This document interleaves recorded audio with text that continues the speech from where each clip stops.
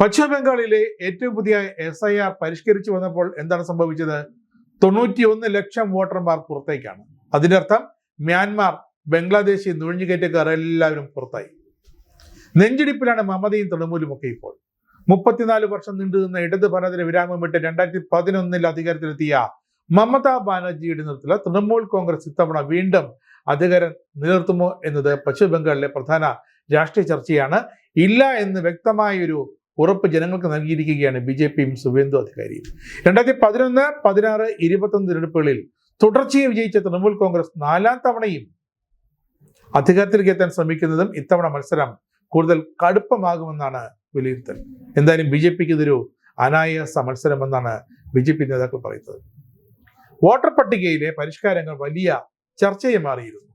പ്രത്യേകിച്ച് special intensive revision SIR നടപടികളുടെ ഭാഗമായി ഏകദേശം 91 ലക്ഷം വോട്ടർമാർ ഈ വോട്ടർ പട്ടികയിൽ നിന്നും പുറത്തുപോയി എന്നാണ് ഇപ്പോൾ പറഞ്ഞിരിക്കുന്നത്. ഈ 91 ലക്ഷം വോട്ടർമാർ പുറത്തായിട്ടുണ്ടെങ്കിൽ അതിന്റെ സിംഹഭാഗവും തിരിച്ചടി തൃണമൂലിന് തന്നെയാണ്. പശ്ചിമ ബംഗാളിൽ ഇത്തവണ എന്തായാലും അധികാരത്തിൽ വന്നേ പറ്റൂ. ജനങ്ങൾക്ക് വേണ്ടി അധികാരം വീണ്ടെടുക്കണമെന്ന നിലപാടിലാണ് ഇപ്പോൾ ജനതാ പാർട്ടി.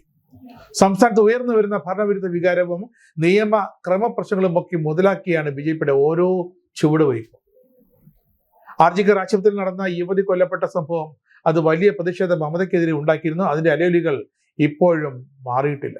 രാഷ്ട്രീയമായി ഈ സംഭവത്തെ പ്രയോജനപ്പെടുത്തുന്നതിനായി ഇരയായ യുവതിയുടെ മാതാവിനെ തന്നെ BJP സ്ഥാനാർത്ഥിയായി രംഗത്തെത്തിയിട്ടുണ്ട്. കാരണം ഇനിയെങ്കിലും അവർക്ക് നീതി കിട്ടണം. പിന്നെ നുഴഞ്ഞുകയറ്റക്കാരുടെ കാര്യം, ബംഗ്ലാദേശ്, മ്യാൻമാർ തുടങ്ങിയ രാജ്യങ്ങളിൽ നിന്നും എത്തിയ കുടിയേറ്റക്കാർക്ക് പൗരത്വ രേഖകളും തിരിച്ചൽ കാർഡും ഒക്കെ നൽകി എന്ന ആരോപണം തൃണമൂലുകാർ ഏറെക്കാലമായി നേരിട്ടുകൊണ്ടിരിക്കുന്നു. ഈ വോട്ടർമാരാണ് തൃണമൂലിന്റെ പ്രധാന ശക്തി. ഈ കഴിഞ്ഞ 3 ടൈമിലും ഇവർ തന്നെയാണ് മമതാ ബാനർജി സർക്കാരിനെ പലയിടത്തും വിജയിപ്പിച്ചത്.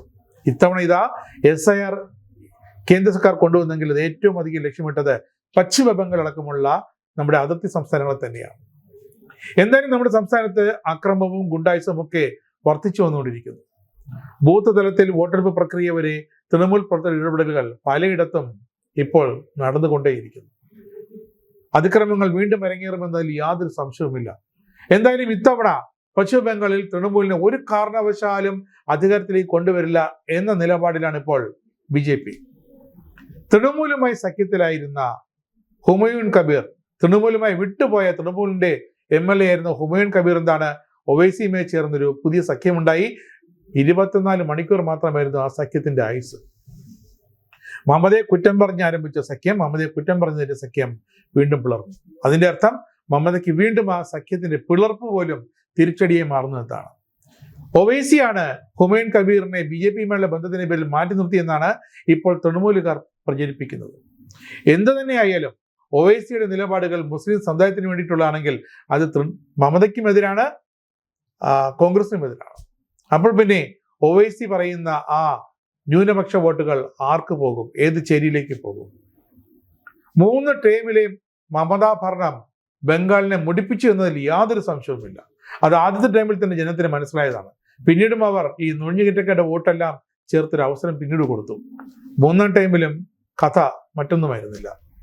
അതുകൊണ്ട് തന്നെ ഇത്തവണയെങ്കിലും ബംഗാളിലൊരു സമ്പൂർണ്ണ ശുദ്ധീകരണം സാധ്യമാകുമോ എന്നൊരു പ്രതീക്ഷയാണ് ഇപ്പോൾ BJPക്കുമുള്ളതും പശ്ചിമ ബംഗാളിലെ ജനതയ്ക്കുള്ളതും.